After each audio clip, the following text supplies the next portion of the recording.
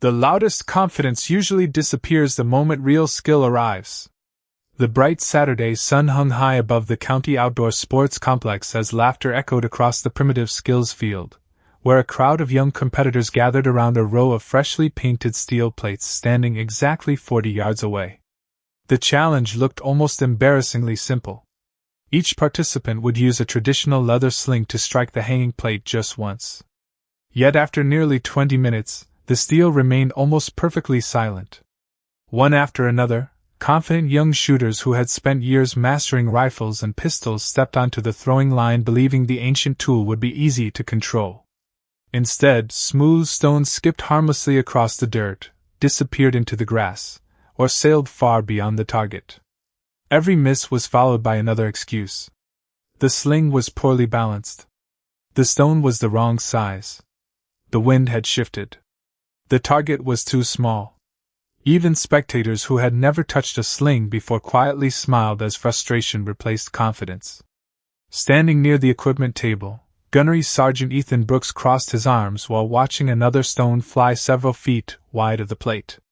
At 34 years old, Brooks carried himself with the confidence of a professional instructor. His clean Marine Corps utility uniform attracted respectful attention wherever he stood, and his reputation for marksmanship made his opinion difficult to challenge. He picked up one of the slings, spun it twice through the air, released the stone, and watched it bounce harmlessly several yards short of the target. The crowd laughed good-naturedly. Brooks smiled and shrugged.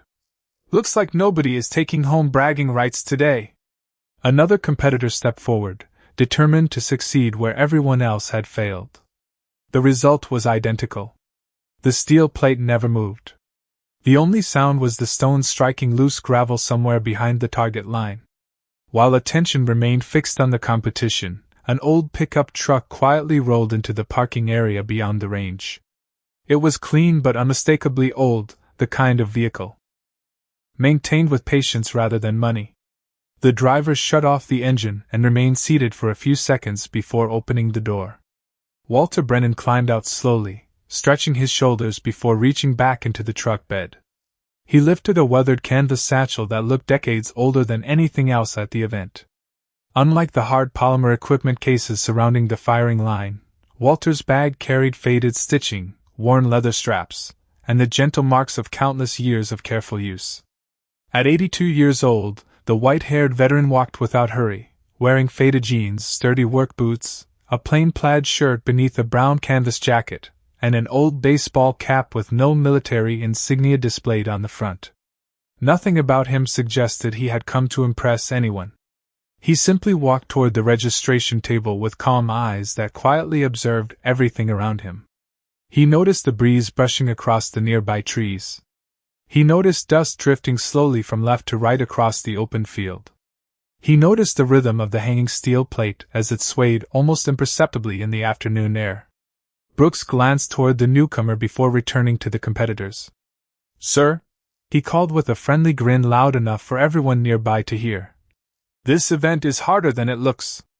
We have not had a single hit all morning." Several younger participants turned and looked at the elderly man carrying the old canvas bag.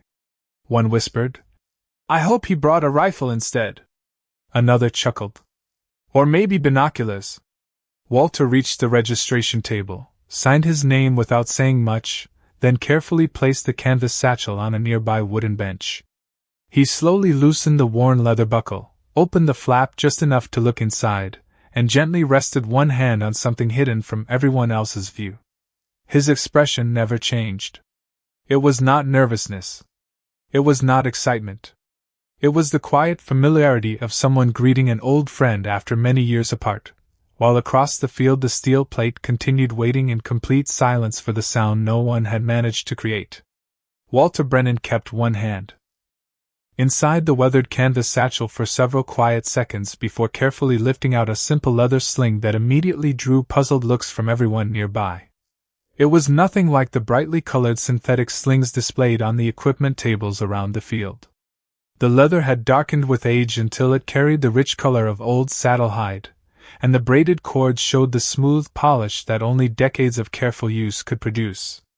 The pouch in the center had softened from years of shaping itself around thousands of carefully selected stones. It looked less like sporting equipment, and more like a trusted tool that had earned every mark it carried. Walter gently turned it over once in his hands before checking each knot with practiced fingertips. His movements were slow, deliberate, and completely free of showmanship. Brooks stepped closer, studying the old sling with curious amusement. "I have seen replicas like that in museums," he said with an easy smile.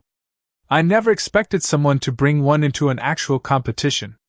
Several younger competitors laughed politely. One shook his head. "That thing belongs behind glass." Another grinned. "Do you have to wind it with a key before it works?" Walter looked up with a calm expression that showed neither irritation nor embarrassment. "It still works the same way it always has," he answered quietly. Brooks folded his arms again. "Well, today might be a good test." Walter smiled faintly without responding. Nearby, a young boy who had been watching the competition with his father slowly walked closer until he stood beside the wooden bench. Unlike the adults, he was not smiling. He stared at the old sling with genuine fascination. "Did you make it yourself?" he asked. Walter looked down at him warmly. "No. Someone much wiser than I was made it a long time ago." The boy nodded as though that answer somehow made perfect sense. Walter reached into the satchel once more and removed a small cloth pouch tied with faded leather string. He loosened the knot and quietly poured 6 smooth river stones onto the wooden bench. Each stone appeared nearly identical in size and shape, worn perfectly round by years of moving water. Brooks glanced at them before looking back toward the gravel parking lot. "There are hundreds of rocks all over this place," he said. "Why carry your own?" Walter picked up one of the stones and rolled it gently between his fingers. "Not every stone wants to fly the same way." Brooks chuckled. "I suppose that is one way to think about it." Around them, several competitors gathered closer, curiosity slowly replacing laughter. One competitor lifted one of the brightly colored competition slings from the equipment table. "You can borrow mine if you want," he offered. "It has adjustable cords and better balance." Walter politely shook his head. "Thank you, but this one already knows my hands."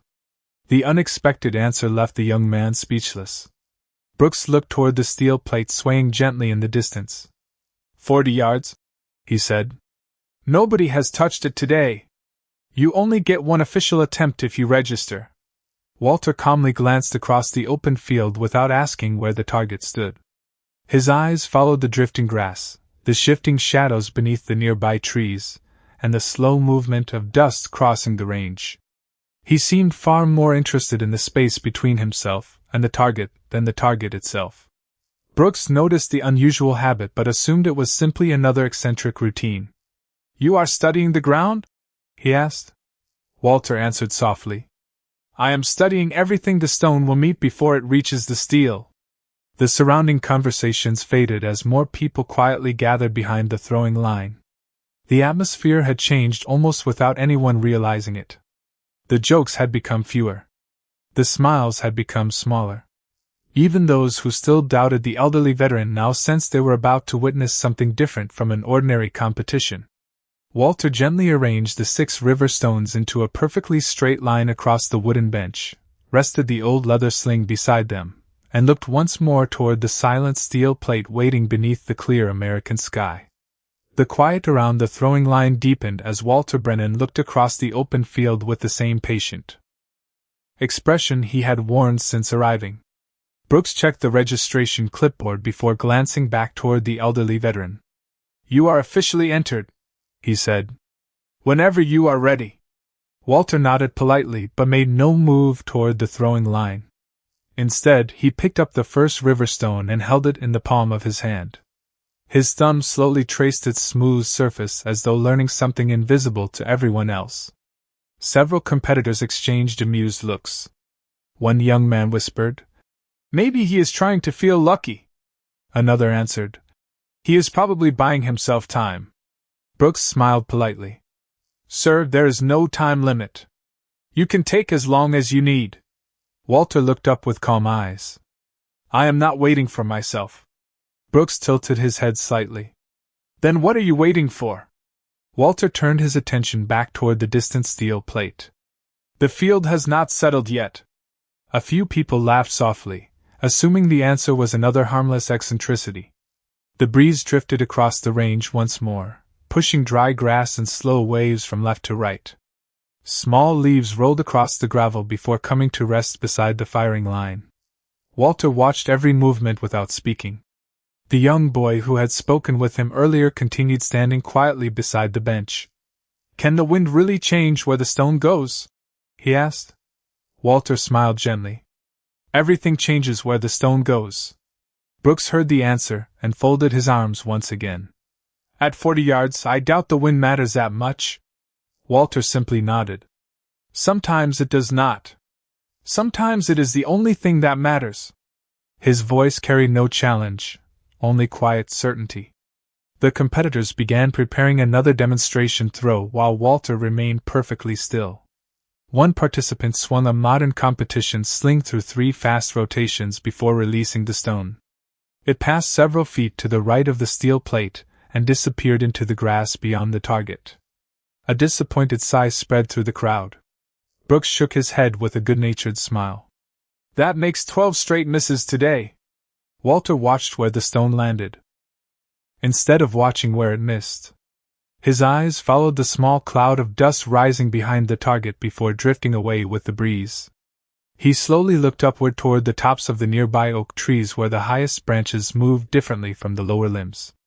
The young boy noticed everything. "You are looking everywhere except the target," he said quietly. Walter answered without taking his eyes from the landscape.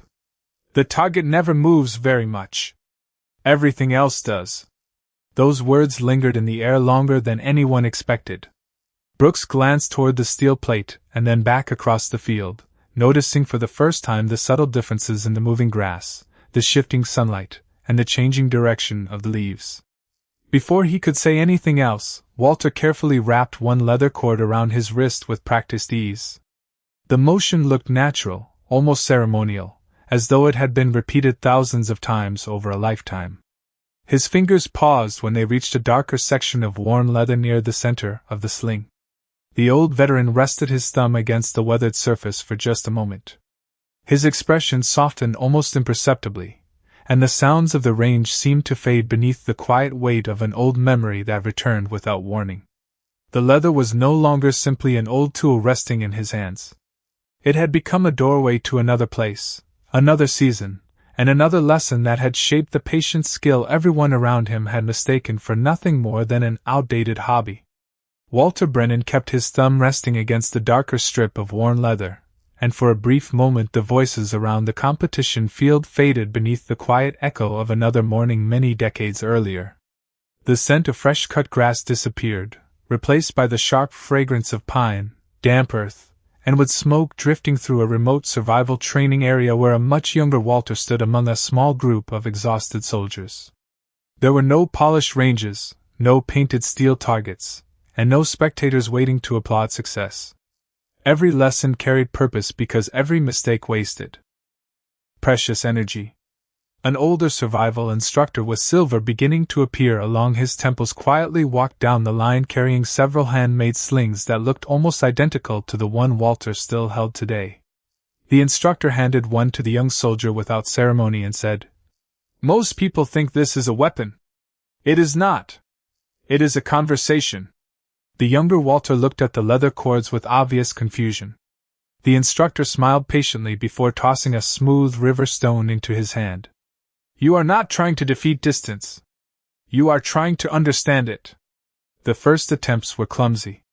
Stones landed short, skipped across the ground, or disappeared into the trees. Nobody laughed because everyone struggled the same way. Instead of correcting their arm strength, the instructor pointed toward the swaying branches above them. "Watch the leaves." The young soldiers looked upward. "Now listen." They heard birds, insects, distant water moving across rocks, and the gentle wind passing through the forest. The instructor nodded. "The world tells you where your stone wants to travel. Most people never stop talking long enough to hear it." Day after day the lessons continued. Walter slowly learned that every stone carried its own balance, every breeze offered quiet information, and every successful throw began long before the sling ever started to turn. One evening after a long day of practice, the instructor handed Walter a leather sling unlike the others. It was carefully braided by hand and noticeably older than every training sling stacked beside the campfire. "This one has already taught many men," the instructor said. "Now it is your turn to listen." Walter accepted it respectfully. "How long should I keep it?" The older man answered with a gentle smile. "Until someone else is ready to hear what it has been teaching you." The memory remained as vivid as the day it happened. Walter remembered every crease in the leather, every knot tied by experienced hands, and every quiet lesson that never appeared inside any military manual. The years that followed brought promotions, assignments, deployments, and retirement, but the sling always traveled with him, never displayed as a trophy and never treated as a collector's item. It remained exactly what his instructor intended it to be, a patient teacher waiting for another conversation. Back on the competition field, the warm autumn breeze brushed softly across Walter's face as the sounds of the present slowly returned. The distant voices, the quiet conversations, and the faint rattle of the hanging steel plate drifted back into focus. Walter looked down at the old leather sling resting in his hands and gently straightened one slightly twisted cord with the same careful touch he had used as a young soldier so many years before. Across the throwing line, Brooks watched the elderly veteran in puzzled silence, unable to understand why a simple piece of leather seemed to carry the quiet weight of an entire lifetime. The memory faded like morning mist, yet its quiet lesson remained as steady as the leather resting in Walter Brennan's hands. He carefully placed the sling on the wooden bench beside the 6 smooth river stones and looked once more across the 40-yard lane without the slightest hint of impatience. Brooks noticed that nothing about the elderly veteran resembled the nervous excitement usually seen before a competition. Instead, Walter stood with the calm confidence of someone who had repeated the same careful ritual for most of his life. Behind the growing crowd, an older man wearing a faded green jacket paused as soon as he caught sight of the leather sling. He had been walking toward another demonstration area but slowly changed direction, his attention fixed entirely on Walter. His name was Harold Mercer, a retired Army survival instructor who occasionally volunteered during outdoor skills events. The moment he came closer, his eyes widened with unmistakable recognition. He looked first at the sling, then at Walter's face, before smiling with quiet disbelief. "Walter Brennan?" he asked. Walter turned and returned the smile immediately. "Harold. I was wondering if you still came out here." The two elderly men shook hands warmly. Brooks stepped closer, surprised that someone seemed to recognize the quiet stranger. "You two know each other?" Harold chuckled softly. "Know each other? We spent years teaching survival courses together. Several nearby competitors stopped talking altogether." Harold looked down at the old sling resting on the bench. "You still carry it?" Walter nodded. "It still has work to do." Harold carefully picked it up with both hands, treating it with obvious respect before handing it back. "I have not seen one of these since the advanced field courses were discontinued." Brooks looked puzzled. "It is just an old sling, is it not?" Harold smiled without taking his eyes off the leather cords. "Only if you judge it by appearance." Brooks folded his arms again. "So what makes it different?" Harold answered quietly. "Walter never taught people how to throw stones. He taught them how to understand everything that happened before the stone ever left their hand." The younger competitors exchanged uncertain glances. One asked, "You mean he actually instructed military survival with that?" Harold nodded. "Long before modern equipment became common. Some of the finest survival instructors I ever met learned patience from this man." Brooks looked back toward Walter with a different expression than before. The friendly amusement had begun to fade, replaced by genuine curiosity. "You never mentioned any of that," he said. Walter shrugged gently. "Nobody asked?" Harold laughed. "And even if someone had asked, he probably would not have answered." The young boy standing near the bench looked from one older man to the other. "Did he ever miss?" Harold smiled warmly at the child. "Of course he did. That is how he learned not to. Those simple words settled over the gathering more effectively than any long explanation. Around the field, conversations became quieter as more competitors drifted toward the throwing lane. Nobody seemed interested in making jokes anymore. The old leather sling no longer looked like an outdated curiosity. It had become a silent reminder that some skills survived because a few patient people refused to let them disappear. Walter reached down, picked up the first of the 6 carefully chosen river stones, and held it loosely in his open palm. Harold stepped back, without another word, giving his old friend the space he deserved. Brooks glanced toward the steel plate hanging motionless beneath the bright afternoon sky, then back toward Walter, realizing for the first time that what everyone was about to witness might have very little to do with a simple target, and everything to do with a lifetime spent mastering something the modern world had almost forgotten. Walter Brennan closed his fingers gently around the first river stone before walking toward the throwing line with the same quiet pace that had marked every movement since he arrived. No one spoke as he stepped onto the worn patch of packed earth where dozens of younger competitors had already failed throughout the morning. The autumn breeze continued drifting across the field, carrying the scent of dry leaves and fresh-cut grass while the steel plate hung motionless in the distance beneath a clear blue sky. Walter stopped several feet behind the line instead of standing directly on it. He remained perfectly still for several long seconds, allowing the silence to settle naturally around him. Brooks watched with growing curiosity. "You can move closer if you want," he offered. "Most competitors stand right at the front edge." Walter smiled politely. "The stone will not notice 2 extra feet." A few quiet smiles spread through the crowd, but nobody laughed this time. Harold Mercer folded his arms with a knowing expression. He had seen this routine many years before. Walter slowly knelt beside the throwing line and placed all 6 river stones on the ground in a perfectly straight row. Each stone rested exactly the same distance from the next, almost as though they had been measured with a ruler. The young boy leaned closer. "Why 6?" he asked. Walter looked at the child with gentle eyes. "Because 6 is all I brought." Brooks glanced toward the neat row of stones. "You really believe that will be enough?" Walter answered calmly. "Enough is decided before the first throw, not after the last one." Those words lingered quietly over the range. Walter picked up the leather sling and slipped one loop over his finger with effortless familiarity before allowing the cords to hang naturally at his side. He never spun it through the air to impress anyone. He simply held it while studying the landscape once more. His eyes moved across the waving grass, the branches along the tree line, the changing shadows near the target, and the tiny ribbons of dust crossing the open ground. Brooks found himself following the same path with his own eyes, trying to understand what the veteran seemed to notice so easily. For the first time all morning, he stopped looking only at the steel plate. Harold quietly smiled without saying a word. He recognized the lesson unfolding before anyone had released a single stone.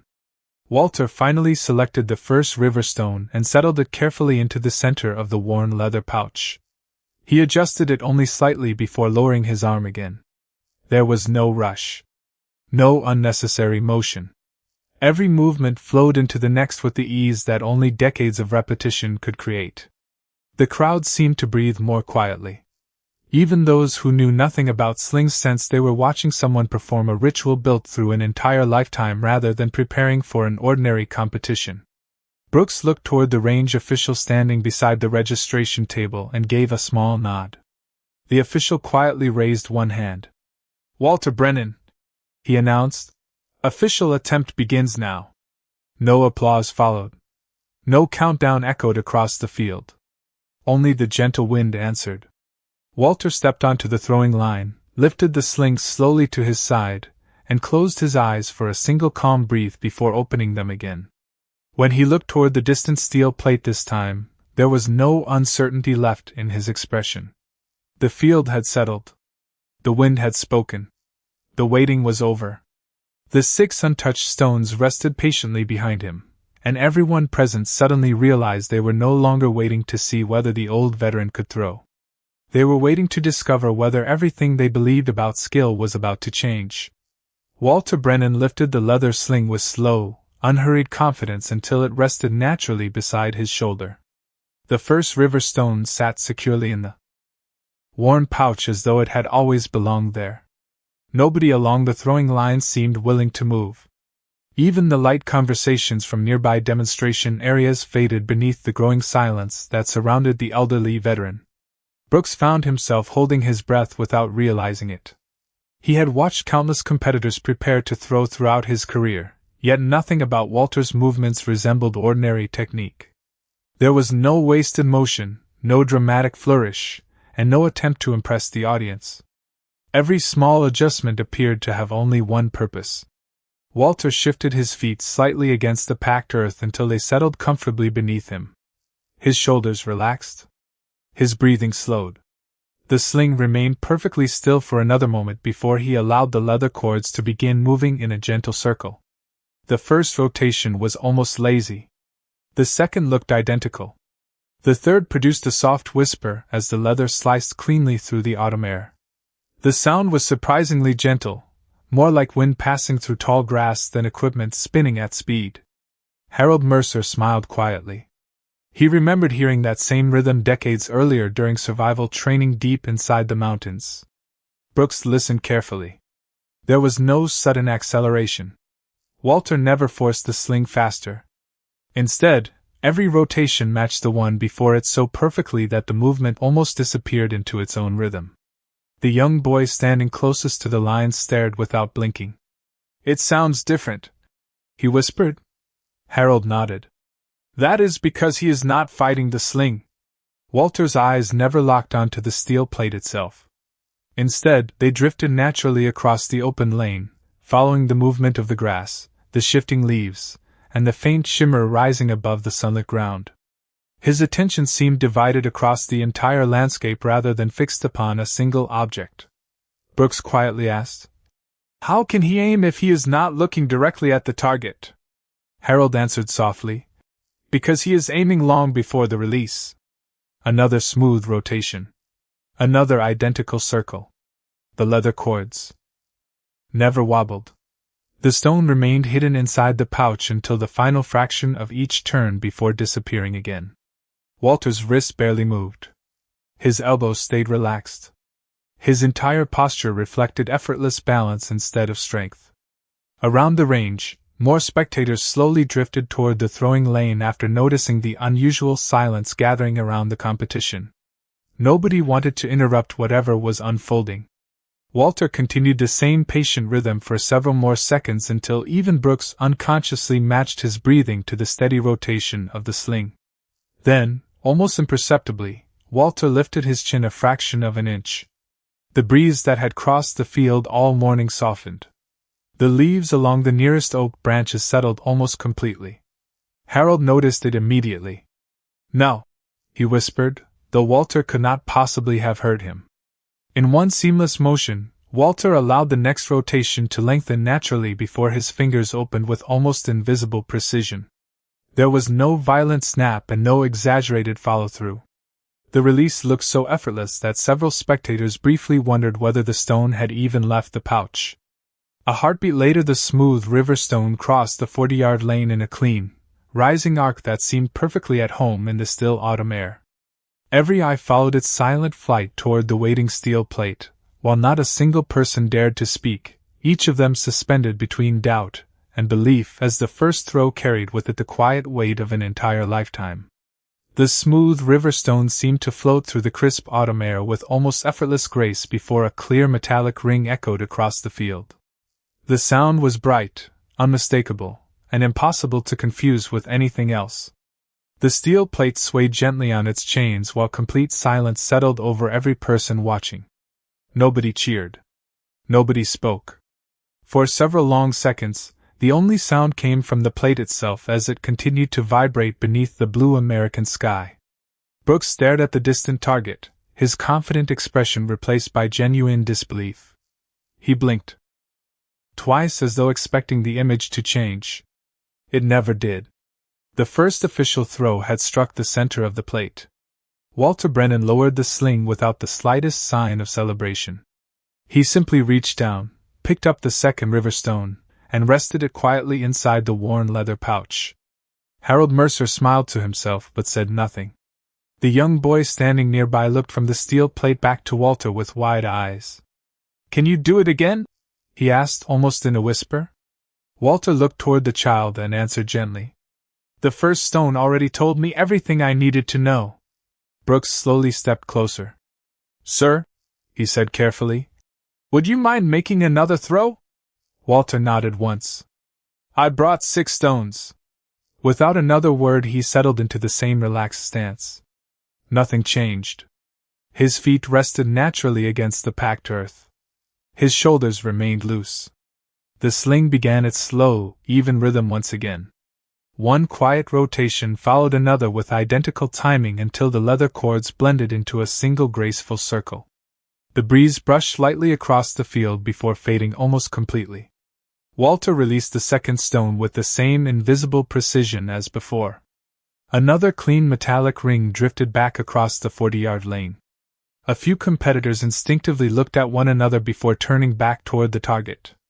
Brooks quietly lowered his head for a moment, unable to find an explanation. Walter calmly reached for the third stone. This time the spectators leaned forward almost together, not wanting to miss a single movement. There was no suspense in Walter's face because he never treated the throw as a performance. He simply repeated the same patient routine that had been refined over countless seasons. The third stone flew. Another bright ring answered. Then came the fourth. The steel responded again with the same clear voice. By now nobody stood with folded arms. Nobody whispered jokes. Even participants from neighboring events had gathered quietly behind the throwing line after hearing the repeated sound of steel. Brooks watched each release more carefully than the last, searching for some hidden trick, but every throw appeared almost identical. Walter never threw harder. He never rushed. He never chased perfection. He simply trusted the same rhythm every single time. The fifth stone struck with another crisp report that rolled gently across the open field before fading into the trees. A smile slowly spread across Harold's weathered face. "He has not changed," he murmured softly. Only one river stone remained on the ground. Walter bent down, lifted it carefully, and held it for a brief moment before placing it inside the old leather pouch. The entire field seemed to breathe together as he began the final series of smooth rotations. Brooks no longer hoped the veteran would miss. Instead, he found himself hoping the extraordinary pattern would continue. Walter's fingers opened with quiet confidence, and the last stone crossed the bright autumn air in one perfect arc before the sixth clear ring echoed across the valley, leaving the steel plate gently swaying while every person present stood in complete silence, realizing they had just witnessed something far greater than remarkable accuracy. They had witnessed the patient mastery of a lifetime. The clear echo from the sixth strike lingered across the quiet field before finally dissolving into the gentle rustle of the surrounding trees. Walter Brennan lowered the old leather sling and stood for a moment without looking toward the steel plate. His attention remained on the 6 empty places in the grass where the river stones had rested only minutes earlier. The competition officials slowly walked toward the target, stopped beside the hanging plate, and placed one hand against the cool steel as if confirming what everyone else had already witnessed. 6 fresh marks reflected the afternoon sunlight in a tight pattern near the center. He looked back across the 40-yard lane and simply shook his head with a quiet smile. Behind the throwing line, the spectators remained unusually silent. It was not the silence of surprise anymore. It had become the silence of respect. Brooks took several slow steps toward Walter before stopping only a few feet away. The confident Marine who had confidently stepped forward earlier in the day was gone. In his place stood a man who had learned something impossible to measure with a scorecard. He extended his hand. "Sir," he said sincerely, "I owe you an apology. I judged your age before I understood your experience." Walter accepted the handshake warmly without hesitation. "We all learn by seeing," he replied. "The important part is being willing to see again." Brooks nodded quietly, allowing those words to settle in his mind. Nearby, the young boy approached with careful excitement. "Will you teach someone to use it someday?" he asked while looking at the weathered sling. Walter glanced toward Harold Mercer before returning his eyes to the child. Only someone who is patient enough to listen before trying to throw. Harold smiled knowingly because he recognized the answer. It was almost identical to the lesson Walter himself had received so many decades earlier from the older instructor who had first placed the handmade sling into his hands. Some traditions survived not because they were written into books but because one careful teacher chose the right student at the right moment. Walter gently wrapped the leather cords into a neat coil before placing the sling back inside the old canvas satchel. The movement carried no ceremony. It felt as natural as closing the lid on a trusted toolbox after finishing honest work. Around him, several younger competitors quietly picked up their own equipment. A few began studying the movement of the wind instead of staring only at the targets. Others looked toward the trees before stepping back onto the throwing line. None of them suddenly possessed Walter's lifetime of experience, but each had discovered that true skill demanded more than strength alone. As Walter turned toward his aging pickup truck, Brooks called after him one last time. "Sir, what was the real target today?" Walter paused beside the driver's door without turning around immediately. After a brief moment, he looked back with the same calm smile he had worn all afternoon. "The plate was only there so everyone would know when the lesson arrived." No one answered because no answer was necessary. Walter climbed into the truck, started the old engine, and slowly drove away beneath the golden afternoon light, while the field remained unusually quiet behind him. Long after the truck disappeared beyond the trees, people still stood looking toward the distant steel plate, but many of them were no longer thinking about accuracy. They were thinking about patience, humility, discipline, and the quiet dignity carried by those who never needed to announce what they had already spent a lifetime becoming. Some people leave behind records. Others leave behind stories. The rarest leave behind a way of seeing the world that continues teaching long after they have gone.